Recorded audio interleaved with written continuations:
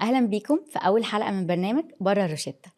نفسية الأطفال مش هزار، ومحتاجين إن احنا ناخدها بوعي كويس جدا عشان نقدر نعرف هل الطفل ده احتياجاته إيه بالظبط، نقدر نتعامل على أساسها، لأن نفسية الطفل دي اللي بتأثر عليه بعد كده لما يكبر. ومعانا النهاردة الأستاذ الدكتور أمنية رأفت، أستاذ نفسية قصر عيني جامعة القاهرة، ورئيس وحدة نفسية الأطفال أبو الريش وقصر عيني. أهلا بيك يا دكتور. أهلا وسهلا حضرتك دكتور منورانا. نانسي، ميرسي، ربنا يخليكي، ده بنورك. دكتور، احنا عندنا مشكلة جامدة قوي ان الاطفال نفسيتهم دي تعبة دماغ كل الامهات، واحنا مش عارفين بالظبط نعمل ايه. هل في رولز معينة نمشي عليها، ولا كل طفل بيبقى ليه التشكيلة بتاعته والطبيعة بتاعته؟ فالموضوع ده مخلي كل الامهات دايما في حيرة، ومش عارفين يتعاملوا بالظبط، سبيشالي في المشاكل اللي احنا بقينا بنسمع عنها very common. فاول حاجة عايزين نتكلم فيها حاجات ليها علاقة بالمدارس بقى. تمام. الطفل المتنمر ده مريض نفسي ولا ده سلوك؟ الطفل المتنمر وارد يبقى مريض نفسي، وارد يبقى سلوك، وارد يبقى حاجة مكتسبة من البيئة، وارد يبقى حد قليل الثقة في نفسه قوي فبيعبر، بيحاول يثبت قوته يعني على الأضعف منه أو غيره. فهو احتمالات كتيرة. الأطفال مش كل المتنمرين زي بعض، كل واحد ليه مم. ظروفه، ليه سيكولوجيته، ليه تكوينته، ليه طريقة ربايته، أهله ليهم عاداتهم وتقاليدهم. فيبقى احنا بنتعامل مع كل كيس منفردة. اوكي، يعني كل واحد طفل بيتنمر مش هو ده حاجة ثابتة، ده ممكن يبقى عنده ضعف في ثقته بنفسه أصلا، أو مم. ممكن يكون أهله بيتنمروا عليه فهو بيتنمر. أو بيهنوه أو بينتقدوه. أوحش حاجة إن الأهل يكونوا بينتقدوا ابنهم، مم. بيقل ثقته في نفسه، فبيبدأ يشوف مين أضعف. مين اه، أضعف أنا فبيتحاول يبقى هطلع بقى، ضحية. أو بيقلد. مم. بيقلد برضو ناس بيشوفها من طبعا، أهله يا أو كده إما في بيته يا إما على السوشيال ميديا أيا كان. طب احنا نتعامل مع الطفل المتنمر ده ازاي؟ يعني بيتعاقب لو أنا مثلا ابني متنمر، وأنا المدرسة كلموني ابنك بيتنمر على الولاد وبيعمل وبيعمل وبيعمل، أنا أعمل معاه إيه؟ هو للأسف لما بيحصل كده أغلب المدارس بيدوله مثلا أجازة أسبوع، هي بتبقى رفد يعني، بس مم. في المجمل خلاص اقعد أسبوع في البيت، اقعد يومين في البيت. عقاب. طبعا اه. أنا شايفة إن العقاب بيخلي الطفل أعنف. مم. مش هقول له برافو، بس هو محتاج ان احنا نتفاهم معاه. هشوف ايه اللي ورا التصرف دوت وحصل ليه، وهجيب الطفل المتنمر عليه عشان برضو اعرف تركيبة الطفل اشمعنى الطفل ده، مم. ليه اختار الطفل ده، ما اه، الاطفال بالظبط. كتير. بالظبط، مش معنى ده بالذات اللي ليه بتتنمر ده؟ عليه. فانا هشوف مم. سيكولوجية ده وسيكولوجية ده. وطبعا لازم هيروح يراضي في الاخر وهيعتذر وهيعبر عن مشكلته، لكن انا في الاخر لازم ابقى عاملة بالانس بين المتنمر والمتنمر عليه. ولازم ده ياخد، مش هقول عقابه، انا مش بعاقب، انا باخد جزاء او بخليه يعبر عن اعتذاره لزميله. وهشوف الطفل التاني برضو، ما هو ده اكيد هيبقى محتاج اه شغل. طبعا، اه طبعا. لان اشمعنى ده مم. ضعيف ليه؟ مم. ليه الاطفال بيصطادوه عشان بيصطادوه. يتنمروا عليه؟ بالظبط، هو دايما في فهيبقى حد كده. بس كده، فيبقى في مشكلة في المتنمر والمتنمر عليه. مم. محتاجين ندخل نبقى بالانس كده في الطفلين. طب لو هو طفل بيحب يتنمر في المجمل، يعني ماشي كده بيتنمر على خلق الله، ده بقى بيبقى بنعمل معاه ايه؟ برضو بيبقى بيتعاقب برضو، ولا بلاش فكرة العقاب عامة؟ هو العقاب ده يختلف على ان انا هحرم ولا هضرب ولا مم. هزعق ولا هرفد ولا مم. الديبانز برضو على ان هو حجم التنمر بتاعه عامل ازاي. هل بيهزر بس كده على خفيفة اه نقول له عيب اه حبيبي لم نفسك، اه ولا من النوع اللي هو لا بيجرح الولاد ويقول لهم كلام بالظبط، على جارح حسب ويهينهم؟ شدة مم. التنمر وحسب الخسائر اللي بيعملها في اللي قدامه. مم. فدي بتبقى محتاجة مننا، الموضوع مش سو ايزي كده، محتاجة مننا تحليل اكتر للطفل ونشوف مشاكله ايه اكتر. طيب والطفل بقى المتنمر عليه بقى، اللي هو يا عيني طول الوقت انت عندك كذا، انت عندك كذا، لو هو عنده فعلا مشكلة ما، مم. ضعيف الشخصية، مليان شوية، في حاجة في شكله مختلفة، whatever، هل ده أنا لازم أروح أحلله المشكلة دي، ولا أعلمه لا تعامل بمشكلتك دي، ما تبقاش خايف، ما تبقاش حاسس إن عندك حاجة ناقصة، ولا أحاول أحل المشكلة دي؟ يعني لو مليان شوية أخليه يخس، لو مثلا ضعيف الشخصية أقوي شخصيته بالعافية، يعني بنعمل معاه إيه؟ هو مفيش حاجة مبدئيا في الاطفال بالعافية تمام. نهائي. إمم. مهما كان أنا مش باعمل حاجة في طفل بالعافية، ومش باخلّيه ينفّذ أوامري بالعافية، مش هاحميه بالعافية، إمم. هو لازم طبعًا يبقى فاهم حقوقه وواجباته، وفي أهالي كتيرة جدًا اللي يضربك اضربه، اللي أيوه، يشتمك أيوه، اشتمه. بالضبط، ده كُلّه لأ دلوقتي، ده كُلّه، ده هو أنا الtrend. شايفة إن ده مش مبدأ، لإن إحنا إمم. بنطلّع جيل aggressive يعني وأناني. بس كده للأسف، إمم. فمش معنى إن أنا في واحد شتمني يبقى أنا لازم أروح أشتمه، عشان لأ، آخُد حقي. أنا عندي steps إمم. هامشي عليها لحد في الآخر ما أجيب حقي. إمم. لكن محتاج أشتكي، محتاج أقول، محتاج أتكلّم معاه، محتاج أقول له please ما تقرّبش، لا تقرّب، يعني دايمًا كده أهو، اللي هو يحُط stop. إيده كده، إمم. وبنعلّم دايمًا الأطفال إن ليهم boundaries حدود، حد جسدية نَفْسي إمم. حدود نَفْسية حد physical، أنا ما إمم. حدّش يقرّب منّي جسمانيًا، إمم. وما حدّش يقرّب منّي نفسيًا، أوكي. وهو يعمل حدود إزاي يحترم حدود اللي قُدّامه، إمم. وإزاي يعمل لنَفْسه حدود إن don't touch ما إمم. تقرّبش منّي. إمم. وغير مسموح، فده إحنا بنعلّمه لولادنا بقى من النشأة، من أوكي. هُم أطفال صغيرين، بنعلّمهم بالرسم، إحنا إمم. ساعات بنجيب الأطفال يرسموا نَفْسهم، وفي إمم. الآخر بنعمل لهم كده frame زي تخيُّلي boundary. إمم. boundary، ده ما حدّش يقرّب منّه. بس في ولاد بصراحة يعني أنا فاكرة يعني من أيام المدرسة، إمم. اللي هو مثلًا لأ ما تقرّبش منّي، يروح زاققني، لو سمحت خلّيك بعيد، تروح شادة شعري، طَب يعني أعمل معاها إيه دي؟ ما ما دي هي مستفزة هنشتكيها بصراحة. الأول، يعني أكيد أوكي. في upper في hand. خطوات بقى. طبعًا، إمم. هنشتكيها الأول، لو ما ضبطش هنصعّد الأمور لحد في الآخر بقى. أنا طبعًا نِفْسي ما أقولش إن إحنا ناخد حقنا زي ما هي بتعمل إحنا هنعمل، إمم.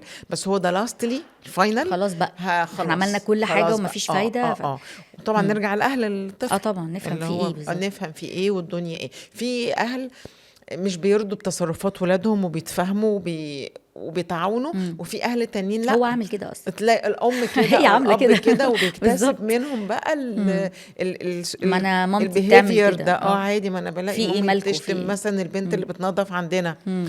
أنتم زعلانين ما ليه؟ بالضبط ده العادي ده عندنا في البيت ده يعني نمط الحياة بتاعنا آه. يعني، إمم. ما ينفعش كده. فطبعًا بيبقى في reasons بعد كده لورا كل بالضبط. ده. طيب إحنا عايزين 3 بالضبط نصايح للأهل للطفل المتنمر عليه والمتنمر. أوكي. في المُجمل، أول حاجة احتوي طفلك من أول ما يتولد، اعمل معاه bond أو اعملي معاه bond سواء إمم. أم أو أب، لازم يكون في bond بين الأم والأب، لازم يكون في صراحة، ما تهينوش ولادكم يا جماعة، ما تزعّقوش كتير، ما تقعدوش تنتقدوا، ممنوع النقد، إمم. لإن ده يا إما هاعمله متنمر يا متنمر عليه، في كلتا الحالتين هو هيفقد الثقة في نَفْسه. أوكي. طبعًا. في واحد هيبقى عايز يخرج من قلة الثقة في نفسه إنه فيحس إنه فِتِك. يستعرض بس إمم. كده، وفي واحد تاني هيبقى غلبان وقاعد لوحده، إمم. فلكل أم وأب ما أنا عبيط بقى، بس فيعني تعالوا كده، استعبطوني ما أنا عبيط فعلًا. بس كده، آه. احضنوا ولادكم وطبطبوا عليهم وادوهم ثقة في إمم. نفسهم، قولوا لهم كل شوية أنا باحبك، باحبك حب غير مشروط. إمم. أنت أيًا مش كان عشان أنت أنت ابن شاطر. حبيبي، لأ ما فيش إمم. حاجة اسمها أنت شاطر فأنا حبيتك، أنت إمم. قفّلت الامتحان فأنت فأنت حلو. جميل، فأنا إمم. هاجيب لك هدية، أنا هاحضنك، لأ هو أنا هاحضنك على طول، إمم. بسبب ومن وباحبك غير على سبب. طول، إمم. وبعد كده بقى نتفاهم في تصرفاتنا. حلو أوي. دلوقتي إحنا سمعنا الفترة اللي فاتت دي عن مسألة التحرُّش للأطفال، إمم. وطبعًا كوارث قاعدين إمم. بنسمع عنها في المدارس وفي الحضانات وفي النوادي وفي البيوت من القرايب ومن الأهالي ومن الإخوات، وموضوع بقى إمم. مأساة. أوي. طيب الطفل اللي اتعرّض لده، طبعًا على حسب أنا عارفة الدرجات اللي اتعرّض بيها، بس generally الطفل ده فيه أمل إن هو يتعالج نفسيًا من الموضوع ده، والّا خلاص هو بقى مشوّه نفسيًا طول العمر؟ طيب هو طبعًا التحرُّش هو تحرُّش، بس هو التحرُّش يعني درجات برضه، إمم. هل تحرُّش بس حاجة كده بكلمة، هل تحرُّش بفعل، هل تحرُّش بإيه بالضبط، فعلى حسب الشدة إحنا بنتكلّم، هو في المُجمل هو تحرُّش، إمم. وفي المُجمل هو حد عمل غزو الحدودي، بالضبط. سواء كانت حدودي أيًا كانت هي حدودي إيه، فهو التحرُّش تحرُّش بس بدرجات وبأعمار. هل الطفل مُدرك والّا لأ؟ هل هو في سِنّه قد إيه؟ إمم. هل الmemory بعد كده أو الذاكرة هتسعفه والّا لأ؟ هل أهله هيتصرّفوا إزاي؟ هل إمم. هيجيبوا له حقّه؟ هل مش هيجيبوا له حقّه؟ يعني كتير أوي كان أهالي كتير بيبقوا ضده. بيبقوا بيزعلوا ضده منه. وانت السبب. ويفضل البني ادم، يعني احنا ما بنشوف الكبار بقى، ما بنشوف الكبار اللي هم بالذات في عندهم البنات. هيستوري زمان مم. ان حد اتحرش بيهم، خاف يقولوا لاهاليهم. مم. ما ده فضلت الكلكيعة جواهم لحد ما كبروا. مم. بنشوف ناس كتيرة جدا بيقعدوا يصرخوا ويصوتوا وهم كبار، لمجرد ان انا ازاي حصل لي كده وانا عمري 8 وانا عمري 10، وكنت خايفة اقول لماما لحسن هتقول لي انتي السبب. مم. وبيبقى ممكن يكون كمان من اقرب الناس. فدي بتبقى مؤلمة جدا جدا جدا. في طبعا تحرش من المحارم، في تحرش من مم. بره المحارم، في اكتر الناس ثقة ممكن الواحد يثق فيهم. بالظبط، تيتشر، برضه ناني. للأسف للأسف للأسف. وطبعا دي نفس بشرية، يعني أنا مش هقول مم. حتى في مكان معين عن مكان، لا هو التحرش في كل حتة. مم. احنا بشر. طب سؤال، هو اكتر حالة او اكتر الحالات حضرتك بتسمعيها في العيادة بيبقى دايما فعلا زي ما بيقولوا من الناس القريبة؟ يعني اكتر نسب التحرش عند الاطفال فعلا من الناس الكلوز، ولا دايما بتبقى ناس راندم في المدرسة، بواب وات ايفر، حارس امن، ولا فعلا في الاغلب بتبقى من ناس اقرب او قريبة؟ والله اللي احنا بنشوفه اه. أكتر امم. من القريب. فعلا. اللي بنشوفه أكتر، بس طبعا ده مش معناه امم. إن ان البعيد ده لأ. خلاص. لأ، اه. هو التحرش ممكن يحصل في الشارع امم. في 3 دقايق ونص، يعني ثواني. في امم. ثواني اه. التحرش يحصل، وده اللي الأهالي بتستخف بيه. امم. فدايما الأم تيجي، طب هو بيلعب فين؟ بيلعب في الشارع. يعني ايه بيلعب في الشارع؟ مع مين؟ وبالذات الطفل الشقي. امم. هو غالبا احنا ما بنقعد مع المتحرشين، ما هم بيجوا برضو العيادة النفسية. فعلا هو اه بيبقى طبعا. حاسس انه عنده مشكلة وعايز يتعالج منها، يعني مش. الاهل اللي بيجيبوه، ما هو بعد ما اوكي. بتحصل المصيبة الاهل بيجيبوه بقى. بيجيبوه. امم. فشوف لنا صرفة في البني ادم ده. امم. فاما بنقعد معاه، طب انت يا ابني بتعمل كده يعني ليه؟ ايه؟ ليه اه. ليه ده؟ يقول لك اه. ده الخفيف الشقي اللي ما بياخدش وقت الطياري. فهو تمام. ده بيبقى اكتر ضحاياهم للاسف. الشقي. الشقي او الغلبان قوي والساكت قوي. اه، يعني ده ليهم تارجت، ده مش بيبقى بتيجي معاه ليهم باي لاك زي كده، يعني. يعني زي كده. اوكي. يعني خيال، حاجه في خيالهم كده. اه. اللي يقدر يلاقيه هيتغلب عليه وخواف قوي وجبان قوي. امم. او الطفل الشقي اللي هياخده كده في ثانيه، وبعد كده الطفل هيجري تاني وهينسى فما وكده. خلاص الموضوع هيعدي. ده اللي في امم. اللي هم في الشارع، في المحل، في السوبر ماركت، وريفر بقى. امم. لكن طبعا بيجي لنا الاكتر، بتبقى المشكله الكبيره وبتهز كيان الاهل امم. من الاقارب. طبعا. اخو صاحبة البنت امم. منزلها مش عارف على السلم امم. فلمامتها، فعلى السلم اللي هو يعني خال وعم مسافة. وولاد خالة للاسف يعني من اه. غير ما نحدد صلة قرابة، اه. بس اه. هو كل اه. الناس. كل امم. الناس انا مستنياكي بقى تقولي لي امم. ايه هي بقى الحاجات اللي نقولها للاهالي عشان يحافظوا بالظبط. على اولادهم. بالظبط مستنياكي قوي يعني. تقولي لي كده. انا يعني هنقول لهم ايه؟ اصل يعني انا عارفه اللي هو خلي بالك، خلي بالك من الحدود، خلي بالك من. ما هو يعني برضو مهما خلى باله، ما هو الطفل حد ضعيف يا جماعة. بالظبط، يعني هو مش الطفل ماشي ضعيف باسلحه يخلي باله، يعني نعمل طبعا. ايه؟ لا لا لا، هو الطفل ضعيف والام اه. تقولي انا قلت له، انا بالظبط. مفهماه، بالظبط. انا ما حدش يقرب له، انا مش عارف طب ايه. ايه الثلاث هو حاجات اللي غلبان. نقولها لهم على قد ما نقدر، نحاول نبروتكت على قد ما نقدر؟ طيب اول حاجه، اول ي... حاجه، يعني دي كلمه صعبه قوي، بس هو ما نطمنش لحد. مم. يعني ابني او بنتي تحت عينيا. بلاش الثقه العمياء دي. بلاش مم. بلاش، نحن بشر. مم. ومش هقول مين عن مين، بس احنا بشر. فانا ولادي في حضني، قدام عينيا ما بسيبهمش خالص، مم. مش هكنترول ولا هاوفر بروتكت ولا ابعد، لا، بس انا لازم مم. اكون في مونيتور من بعيد. مم. انا حتى لو في بيتي، انا لازم اراقب ولادي مع اصحابهم، مع اخوات صحابهم. وبلاش بقى مثلا ايه المراحل العمريه المختلفه. يعني هو حتى لو طفل وطفل قد بعض، مثلا 5 6 سنين، حصل اي مشكله مم. سexual، فده لعب. لكن ما يبقاش لكن واحد ما يبقاش في اكبر، ثانوية ما عامة وطفل في التحرش ابتدائي دوت مثلا. ليه شروط. اوكي. لازم يكون اكبر منه. مم. فلازم انا ما العبش ابني او بنتي مع حد اكبر اكبر منه. منهم، بقد ايه من تقريبا؟ سنهم. يعني مثلا 5 سنين فرق، 10 سنين لازم يعني. يكون في جاب، ويكون الكبير دوت كمان يعني يا بالغ يا اما على بلوغ او كده. فبس حتى لو لعب اطفال سexual، ده عادي سexual بلاي، بس هو مش الطبيعي انه يحصل يعني، بس مش هيبقى ليه الباد افكت زي طبعا التحرش بجد. وزي ما قلنا التحرش درجات، فاحنا ما نأمنش لحد خالص. نحمي ولادنا من بعيد، نراقب من بعيد. مفيش حاجة اسمها هتقعد جنبي ما انتش هتتحرك، لا انت هتقوم وهتجري وهتلعب، وانا مراقباك من بعيد خالص خالص. حتى لو في البيت في كاميرا صغننة هراقب برضو. الميدز والنانز والكلام ده كله. محدش يثق في حد يا جماعة. مم. لا محدش وكمان هيثق هما فيا. لما بيلاقوا ان انت واخده بالك قوي يبتدي يخاف، بيخافوا بالذات طبعا. يقولك لا تقفش اشوف لي بس كده، حد ولما البيت يكون فيه ضعيف يعني. كاميرات حتى لو مم. الام بتشتغل، لا حطي كاميرا في البيت افتحيها كل شويه، مم. حتى لو مع الناني، مم. لا ست ولا راجل ولا اي حد. يعني هو ده استغفر الله اني مش شك انا، يعني اه. انا مش شكاكه مم. يعني لا بسيطه احنا من اللي بنحمي، احنا بنشوفه. بنحاول احنا نحميهم، بنحاول يعني نعمل ايه من ما. كتر الحاجات بس الواحد بيتخض طبعا منها. طبعا. الواحد زمان كان بيتخض من كتر ما شاف الكيسز دي بقى. ما كانش متخيل خلاص الموضوع بقى, بقى. بقى بقى سيناريو واحنا اللي بنحله بنكمله. بقى. احنا اللي بنكمله اللي هو مم. الحكايه احنا اللي بنقولها من كتر ما هي بتتكرر. يا ربي. فدي من اهم ما تثقش، احمي ولادك. ما تقولش للطفل انت انا خلاص قلت له طب انا هعمل له ايه تاني. مم. لا، عينك عليه، قول وعينك عليه برضو. عينك عليه من بعيد، من غير ما تحجمه. لعبوا كل الرياضات اللي في الدنيا، مم. خرجوا وطلعوا واعملوا له كل حاجه، وعلمه يدافع عن نفسه ازاي، وعلمه رياضه كويسه عشان يبقى فتنس يعرف بتاعه كويس، كويس. يقدر مم.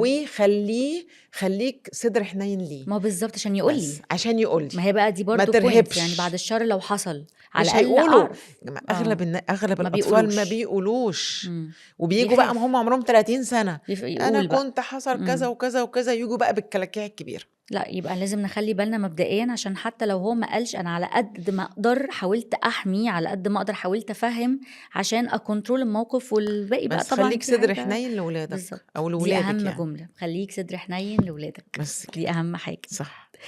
طيب مشكلة العصر دلوقتي وهي السكرين تايم. عندك ساعة واحدة في اليوم تتفرج فيها على الموبايل، عندك ساعة واحدة بس في اليوم للتابلت بس. طيب هو ده منطقي برضو؟ ما هو التابلت والسكرين تايم عارفة ان فيهم ديس ادفانتجز وعيوب كتير جدا، بس برضو فيهم مميزات. فهل الحل ان انا امنع هي نص ساعة ساعة في اليوم بس، ولا احاول يعني ادايفرت الطريقة ان هو يتفرج على حاجة تانية، يشوف حاجة تانية، ولا هي فعلا خطر قوي؟ يعني برضو دي معلومة مهمة محتاجين نفهمها. طيب احنا عشان نتفق على الشاشات بوجه عام للكبار والصغار والبشر كلهم، هي بتعمل حاجة اسمها كوكين لايك افكت. يعني مم. ايه؟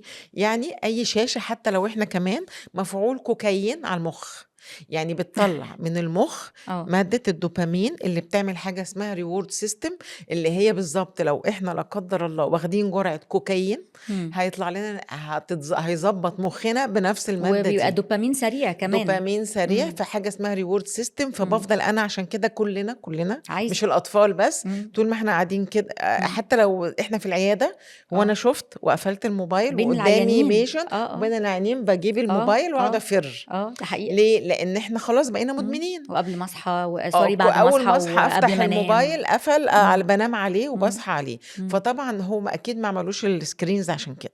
مم. احنا زمان يعني احنا كبار طبعا عنكم، دي فكان حقيقة. اخرنا القناه الاولى والقناه الثانيه مم.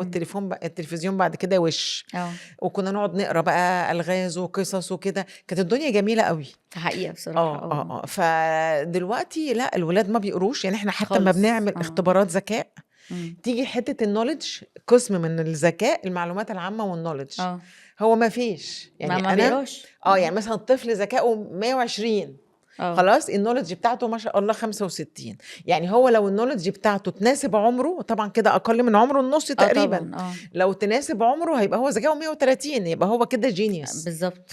مم. فطبعا حته النولج دي اتمسحت من كتر الجيمز طب بس ما فيش معلومات بياخدوها من ما هو عشان في كده اطفال بقى. بلاقيها عندها معلومات بيقروها اوكي، من ده النت. الطفل المثقف، لكن اه. غالبا العيال كلها قاعدين على الجيمز. اوكي. وحتى دلوقتي الاتجاه ان هم قفلوا الروبلوكس الحمد والبابجي لله. والحاجات دي كلها، اللي اه. كانت بتخلي الولاد يمشوا في سكه كده في الاخر مم. لحد ما يضيعوا نفسيا.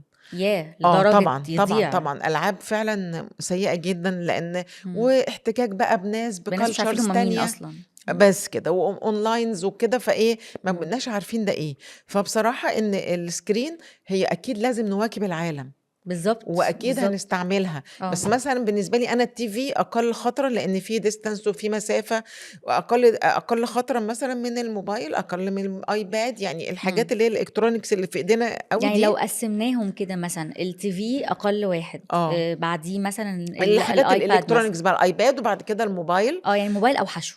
طبعا اوحش واحد. طبعا عشان طبعا هو في طبعا الايد على في طول. الايد على طول. مش باضطر اعمل احنا حتى في البيت مش هنعرف نروح للايباد، فموبايلنا في ايدينا. فده اكتر حاجه بتاخد مننا وقت. انت الموبايل بيجيب لك الافريج بتاعك في اليوم بحاجه تكسف يعني. ده حقيقة اما نبقى كبار تقريبا. ايه كده ده كل ده؟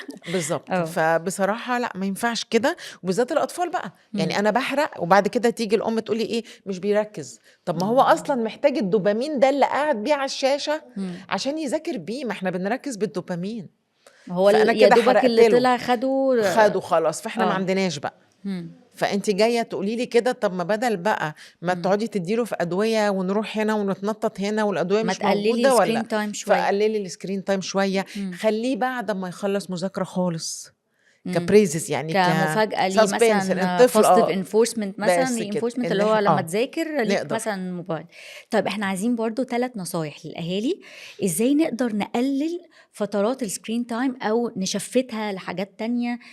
وانا برضو ساعات بيبقى مثلا طفل قاعد في البيت والام في الشغل او وات ايفر عندها ايه، فهو زهقان. ما اقدرش اقول له اقعدي العبي مع ابنك ساعتين في اليوم. طبعا هحاول بس ما عرفتش. وبقيت اليوم ما هو يعمل ايه؟ بالظبط دايما اقول فيعني للاهالي كده، طب ما فيش موبايل يا دكتوره؟ ما فيش موبايل. عايزه الفت نظر لحاجه بس تانية، اتفضلي. ان الموبايل في الطفل الصغير اللي بينمو لسه اه بيعمل ما يشبه سمات التوحد.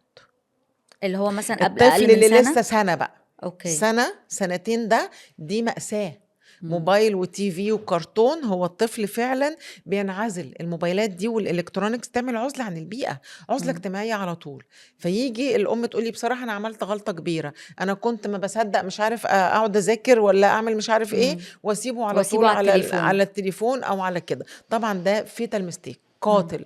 الطفل في مراحل نموه الاولى، اول سنتين في فتره الانفانسي، ممنوع. ما ينفعش، مم. ما لا ينفعش. ولا التلفزيون حتى ولا كرتونز ولا اي. المفروض لا، المفروض الغيه ونغيه. يا ربي ده اه يعني. لا مم. طبعا، لا طبعا، لا دي معلومه مهمه مشكلة قوي. كبيرة ده جدا. بيقولك بيعيط مش قادره استحمل فبسيب بس يتفرج على الكرتون شويه لغايه ما اطبخ لغايه ما. فده حتى لا لا ممنوع. ممنوع. اوكي. فالتلات طب عايزين بقى نقلل السكرين تايم للطفل. مم. عندنا طفل ليل ونهار يا على الموبايل يا على التابلت يا على الاتنين مع بعض. مم. بيشغل ده هنا ريلز والناحية التانية بيلعب. اوكي، اول حاجة هيبقى في سن معين هجيب الموبايل. اوكي. دلوقتي الطفل في اولى ابتدائي مم. رايح المدرسة بالموبايل اه عشان مامي يتكلموا. بالظبط. فطبعا لا، احنا محتاجين نأخر شوية ان الموبايل انا اشتري له اصلا موبايل. يعني مثلا 8 9 سنين مثلا ستارتنج في الوقت والله ده. انا بقول 12 يعني، بس ده ما كمان بيحصلش. اوكي. ده ما بيحصلش. يعني كل ما نحاول نزود نأخر في الوقت بقدر يكون الإمكان. احسن. تاني اوكي. حاجة هلاقي بدائل. اه يعني ما فيش موبايل هعمل له ايه؟ مم. هعمل تي في اقل ضرر، رياضة ثم رياضة ثم رياضة، اوكي. نوادي، نجيب الاصحاب مم. نلعبهم زي ما كنا بنلعب زمان، نحاول نجيب حاجات البورد تفكيرية، جيمز او على فوازير. قد ما نقدر حاجات اه كده تشغلهم. بالظبط. ولو في أسوأ الظروف نحاول نتجه شوية للتلفزيون، نحاول نخبي مم. شوية التليفون والايباد. اه يبقى الاوبشن اللي انت واحنا كمان زهقان. نقلل. ما هو ما انا يبقاش مش هو هقول له بقوله ما بس يا فيش حبيبي وانا وانا طول قاعدة بلعب النهار. على ده التليفون. امهات كتير ايوه. قاعدين، مم. البنت سيب اقول بقى لها الموبايل بقى، سيب بقى اه زهقت.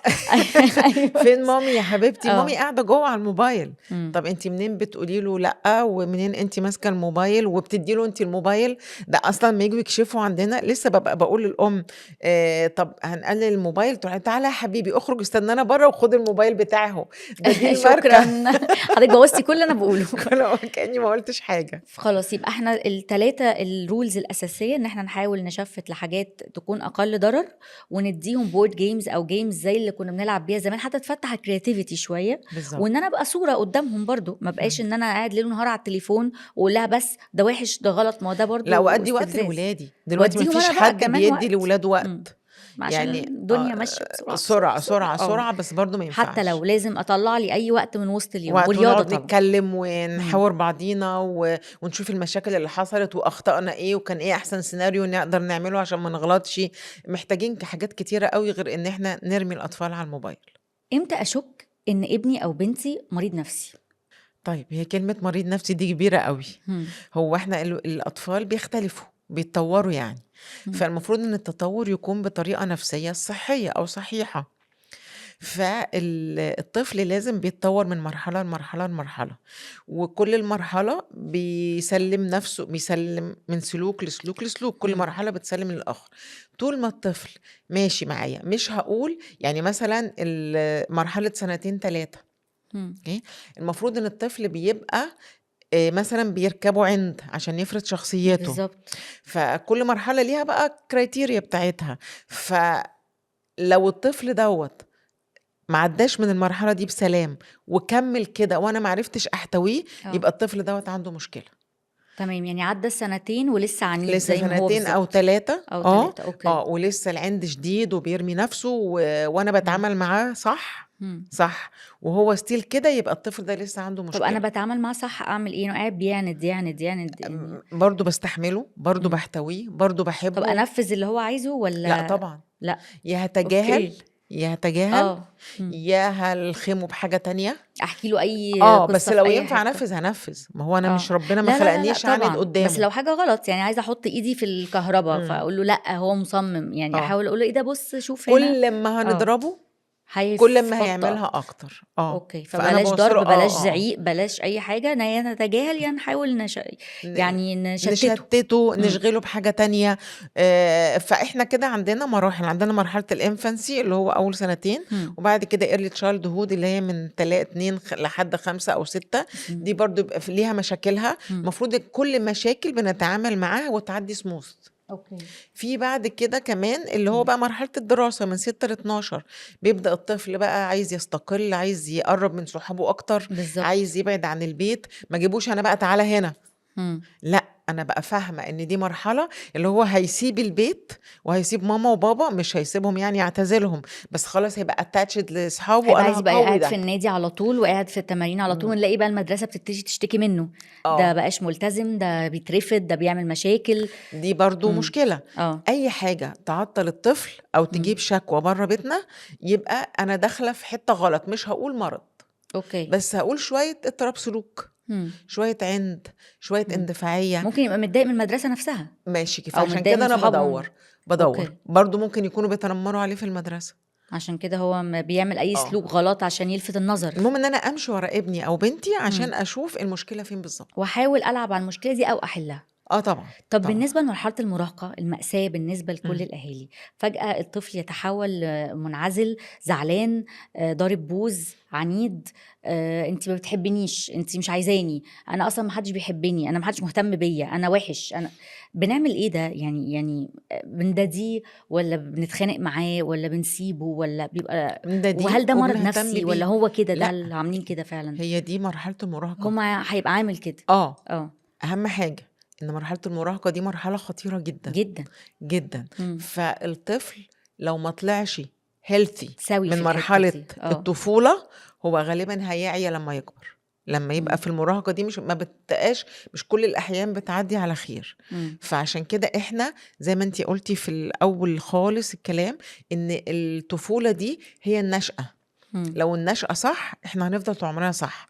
طبعًا أوكي. في ولاد بيتحوّلوا في سِن 12. آه. دول مين بقى؟ اللي هم بيبقوا أهلهم controlling أوي طول ما هم في ابتدائي، إمم. فدايمًا الأم تقول لي: "مش عارفة جرى له إيه، طول إمم. عمري مسيطرة مسيطرة عليه عليه ومقعّداه باعرّفه يعمل إيه وينام وذاكر إمتى وكان ويذاكر إمتى. ممتاز وكان آه. مذاكر وكان بيقفّل." أقول إمم. لها: "حضرتِك التقفيل ده مستواكِ أنتِ مش مستواه هو، أنتِ كنتِ إمم. مقعّداه غصبٍ عنّه إمم. يذاكر، قادرة تكنترولي." إمم. لكن once إن هو كِبر شوية بقى عنده شخصيته هو muscle بقى وعنده آه. آراء وعنده صحاب وعنده خروجات، لأ تبدأ تقول لِك إيه بقى، إمم. ده خرج من تحت طوعي، ده إمم. بدأ يشتمني، بدأ يقول إمم. لي لأ. وبرضه الأمهات حاجة مهمة جدًا، جدًا، أنت سِن 10 سنين صلّي، إمم. قوم صلّي، وطول النهار إمم. غلط وشتيمة، ماشي هو المفروض أكيد هيصلّي، بس مش بالطريقة دي. مش بالطريقة دي. أنا إمم. في ولاد بييجوا العيادة، الولد نَفْسه بيقول لي إيه، أنا باضحك عليها، أنا ما باقول نفس باتوضّاش أصلًا. أنا بافضل أعمل لها أركع، أسجد، أركع، ده أسجد. لذيذ أوي. طب ليه، ليه؟ طب ما أنت كنت وفّرت الوقت طيب طب يعني. ما هي بتزن. إمم. إحنا ما بنقولش إن باشيلها من على الولاد دماغي ما بقى. يصلّوش، إمم. إحنا قُلنا الولاد يصلّوا، بس برضه بالحُسنى وبالتذكير وبالحُب. إمم. ما فيش كل حاجة يبقى اعمل، هو اللي عايز. بس كده. آه. هو لازم يعوز إمم. وإحنا بنقول رأي أوكي. وبنوجّه إمم. وبنقول نصيحة. أخدها، أخدها، ما ما أخدهاش خدهاش. إمم. هنقولها 100 مرّة. طب إمتى أنا أشُك لأ، أنا حاسة إن ابني أو بنتي مش متّزن، أنا هاوديه لدكتور نفسي؟ في فترة الadolescence يعني فترة المراهقة دي، لمّا في صفات يتعطّل. معيّنة؟ كلمة لما يتعطل. يفشل مرة واحدة يتعطل أن أكاديمي، لما آه. يتراجع سلوكيا، مم. لما تكتر منه شكاوي، لما يبدأ يقعد بره كتير جدا، مم. لما يبدأ يعمل حاجات غامضة أنا مش عارفاها إيه. مم. لما يبدأ يجيلي شكوى من الجيران، ده أنا شفت ابنك أو بنتك مثلا بيشرب سيجارة واقف مع طفل على الناصية كذا، أنا مم. لازم أتدخل. يعني اول ما احس ان في السلوك بتاعه متغير، يعني حتى لو بالظبط. هو كان طول عمره شقي وفجأة بقى هادي زيادة برضو اخاف. أخاف. ما هو بالظبط. مش لازم السلوك يتغير للأبشع، ممكن بالظبط. برضو الكآبة أو العزل أو الانطواء. ايوه وطبعا طبعا. أكتر حاجة بتجيب أمراض في سن المراهقة مم. السوشيال ميديا، مم. لأن الطفل بينعزل ينعزل ينعزل، بيبقى هو والموبايل بس في الأوضة، مم. معه مش حد تاني، تمام. والأم تيجي تقول ما بيخرجش من باب أوضته. مم. فدي طبعا لازم تكير الطفل اللي يتغير حاجة كده حادة، مرة واحدة في حاجة بس غلط، لازم في حاجة غلط، ما نفضش زي ما بيقولوا أو هو. فيا أنا حاجة اه. غلط كأم أو كأب. اوكي. يعني ابتدي اشوف نفسي انا ممكن اكون انا المشكلة او ان اه الطفل فيه مشكلة، طبعا. فلازم يبقى في تدخل وطبعا بسرعة. ممنوع النقد اوكي. من هنا كل انت قاعد العمر. كده ليه؟ انت بتروح على طول قاعد لوحدك، ايه القرف ده؟ انت مش تيجي مش تقعد فالح معانا؟ بكره مش ايه عارف الخيابة مين. دي؟ ده يعني طبعا نبعد عن النقد تماما. ممنوع، لان كمان دلوقتي الترند الجديد اللي هم الولاد بيقلدوا بعض فيه حته الكاتنج، اللي هو بيطلعوا كده على السوشيال ميديا كاتنج ايه؟ وعاملين بيقطعوا كاتنج اللي هو شرايينهم؟ السيلف هارم، يعني اللي ده هو بجد؟ ده كتير قوي. انا ما فهمتش كاتنج ايه. طب ليه بيقطعوا شرايينهم ليه؟ هم طول الحياة بيجبروا على ان هم بينتقدوا، اوكي. فهم بيطلعوا بعد كده على دخلة المراهقة بقى انا مش جود انف، امم. انا ما كنتش بسمع كلامهم وكانوا بيزعقوا لي وكانوا بينتقدوني، وفي المدرسة كنت شقي وكنت بعمل وبعمل فانا وبعمل، وحش. فانا وحش انا باد، امم. فانا ما استاهلش، بس انا مش هموت، بس انا يقولوا لك بقى ايه اي بين بيحصل، اي وجع ده بيريحني من جوه، بحس اني اه. استاهل ده. انا دي سمعتها في العياده، هي بنت بتقولي انا بحب قوي اعمل بيرسينج في اه وداني اه عشان اتوجع، لما بتوجع برتاح. بس كده، هي دي حوليها بقى، اه. معقول كده. دي يعني سمعتها قلت لها طب يا حبيبتي ربنا معاكي، يعني مش اديكي عارفه اقول لك عرفتي ايه. اهو بقى. يعني فدي سمعتها، يعني قالت لي انا بتوجع كده ارتاح. خلاص دي عندها مشكلة.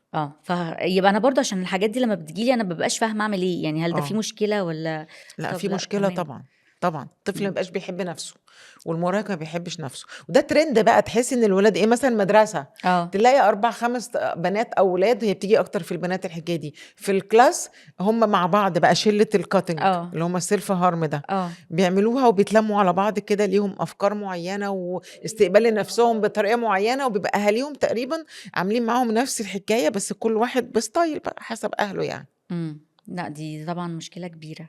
طب احنا عندنا بقى مشكله ليا انا بقى. مم. دكتور السنان هو راعب الاطفال في ايه؟ يعني عمل ايه؟ يعني عمل ايه؟ لان ناس كتير بتيجي تقولي انا بودي بنتي لثيرابيست قبل ما بنيجي لدكتور السنان، مم. تهيئوا نفسيا للموقف. طب هو انا عايزه اعرف ليه احنا مرعبين عامه؟ هو السيتنج بتاعكم كومبلكس شويه. طب شكل العياده، انا الصوت، بخاف. ريحتنا. طيب انا اصلا سمعت قبل كده ريحتكم الريحه، بتضايقني. ريحه الانستيزيا بتاعتكم غريبه. اوكي. الكرسي تحسي ان انت متشنج والدكتور كده. سوري يعني اه. كاتم على نفسك، اوكي. فطبعا تحسي ان انت متكتفه، اه. مواتير بقى ولمبات من كل حته، بس لو غيرنا فانت شكل الديكوريشنز، يعني دايما في عياده الاسنان الاطفال مثلا الديكوريشنز دباديب وويلكمينج والدكتور بيبقى بيضحك ومبسوط وفي اغاني وبتاع، هل ده فعلا هيفرق في هيفرق نفسيتهم؟ طبعا كتير، مهم. هيشجع الطفل كتير. وبعدين ما ناخدهوش من باب الاوضه على الكرسي، طبعا. بيبقى في مم. ستيبس كده نعملها يس. بحيث ان احنا نهيئه نفسيا يعني ونسهل دايما عليه. بنقول نبتدي بالاسهل، خطوات اه الاسهل والصعبه واحده واحده في سيشن وبرضو سيشن. على فكرة هو أي طفل هتعملي معاه أي حاجة لازم يكون متهيأ. اه يعني طبعا. ممكن يجي لي في العيادة الطفل عادي مثلا عنده فرط حركة، مامته تقول لي أنا قايله له إن إحنا رايحين عند دكتور السنان، ايه ده؟ طب أنا أعمل لك إيه طيب؟ طب انا أنت ايه يا التهيؤ هتطلعي الغريب ده؟ كدابة يا أنا هطلع طب كدابة. ده هي كانت بتقول له كده ليه؟ طب ده احنا اصل احنا عشان عقاب مش. نفسي بقى، نفسي اه. ينفع يروح دكتور نفسي، لا يروح السنان اوديه أحسن. لدكتور السنان ارحم. عيون عيون، اه. فهي طبعا الاجتهادات دي وحشة، الطفل لازم يبقى عشان عارف هو هيعمل ايه. هيعمل ايه مم. هيأتيه، خلاص ما تخافيش عليه. حتى احنا في بيوتنا مثلا انا هخرج واسيب ابني، انا يبقى انا خارجه. لازم انا خارجه مم. وهقعد كذا يبقى في تفاصيل. ما انا بقى المشكله ان في اهالي، ودي الكارثه اللي عندنا، بتدي تفاصيل زياده شويه. لا اللي هو بص يا حبيبي انت هتروح لدكتور السنان هتاخد حقنه لا جامده هتوجعك، بس انت قوي وهتستحمل. لأ، إيه أنت الكارثة قوي دي؟ بس مش ليه لازم العذاب تاخد ده؟ حقن. بتعملوا فينا كده ليه؟ طب ده نهيّئه إزاي بقى؟ يعني نقول للأهالي كده نصيحة، هيّئوا ولادكم لدكتور السنان إزاي؟ هيقولوا له الحاجة من غير تهويل. من غير خوف. إن إمم. والدكتور ده الناس كلّها بتروح له، الصغيّرين والكبار، وإن إحنا لو فضل عندنا المشكلة هنتعب أكتر ومش هنحس بحاجة، والدكتور مسؤوليته إن هو ما يحسسكش بأي حاجة، وهتروح هناك تلعب لكن أنت مش شوية. رايح تتعذب، بس يعني يعني مش بالضبط. معقول يعني. ما والله ده أنا تعبت والله. thank you يا دكتور أمنية جدًا، جدًا، تعبنا حضرتك النهارده عفو، جدًا، عفو، عفو. واستفدنا. يعني إحنا لو عايزين نتكلم لبكرة الصبح، يعني عندنا كمية مواضيع، بس طبعًا يعني وقت حضرتك يعني، بس طبعًا إحنا كمية topics للأطفال ومشاكل نفسية الأطفال دي ما خطوة، لهاش خطوة بإذن وقفة يعني. الله. كُلّه، معاكِ في كُلّه. إن فخلاص شاء thank you الله. جدًا يا ميرسي دكتور، يا حبيبتي. ونشوف حضرتك على خير إن شاء شكرًا. الله في حلقات تانية إن إن شاء شاء الله برّه الله. الروشتة. شكرًا، أنا باي باي. متشكرة أوي، ألف شكر. باي، باي باي. باي. باي.